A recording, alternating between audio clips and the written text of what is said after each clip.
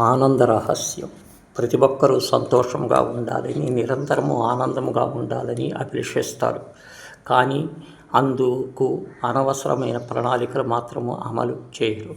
ప్రస్తుతము సంపదలను సమకూర్చటంలోనూ, కీర్తి ప్రతిష్టలు పెంచటంలోనూ మాత్రమే ఆనందం పొందగలుగుతున్నామని అనుకోవటం పెద్ద పొరపాటు.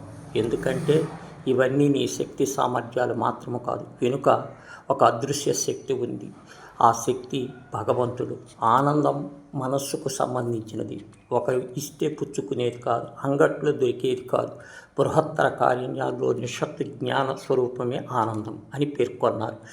జ్ఞానము వల్ల వివేకము, తద్వారా ఆనందం సిద్ధిస్తాయని చెబుతుంది. తైత్తరీయ భగవంతుడు ఆనందమయుడు. ఆయన నుంచి ఆనందాన్ని పొందటం వల్లే మనిషి ఆనందాన్ని పొందుతున్నాడని చెబుతూ ఆనందాన్ని ఇచ్చేవాడు ఆయనే అని వక్కాణించాడు. ఈ లౌకిక జీవితంలో సంపాదన కేవలం సరిపోవటం లేదు. ఇక భగవంతుని అనుగ్రహం కోసం కాలం ఎక్కడిది? ఆయన ద్వారా పొందటమే ఆనందమే శాశ్వతమైనది. ఈ భౌతిక ప్రపంచంలో ఆనందము తాత్కాలికమే. ఎలాగంటే బలమైన కోరిక ఒక మామిడి పండుగ తిని ఆనందాన్ని ఆస్వాదించినట్లు, బాగా రుచిగా ఉన్నట్లున్నాయని మరో 2-3 తింటే ఆనందం ఏమీ ఉండదు. ఇక పండు కొద్ది రోజుల పాటు దూరం పెడతాము కూడా. ఆనందం పొందటానికి ఎన్నో మార్గాలు ఉంటాయి. మానవత్వంలో ప్రవర్తించడం, మాటలతో కానీ చేతలతో కానీ ఇతరుల మనసులు కష్టం కలిగించకుండా ఉండటమే మనస్సు. ఇంద్రియాలను నియంత్రించడం, ఇందులో కొన్ని అసాధించాలంటే చేయాలి. అలాగే మానసిక స్థితి, అనుభవాల మధ్య తేడా ఉంటుంది.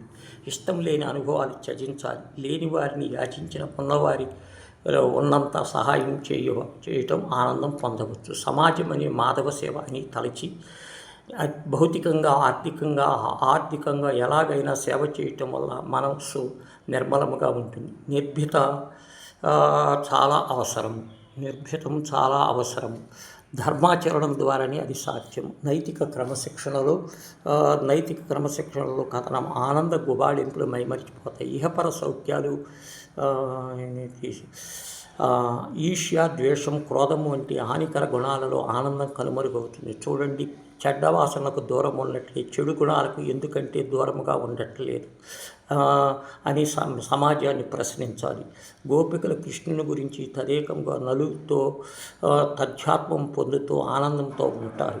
మీ కోసం ఉన్న చెప్పేవారి కన్నా ఉద్దప్పుడు చిన్నప్పటి నుంచి శ్రీకృష్ణుని అంటిపెట్టుకొని ఉన్నట్లు ఏమి ఆనందమో కలగదు అని బాధపడి ఆనందము అది చాలు.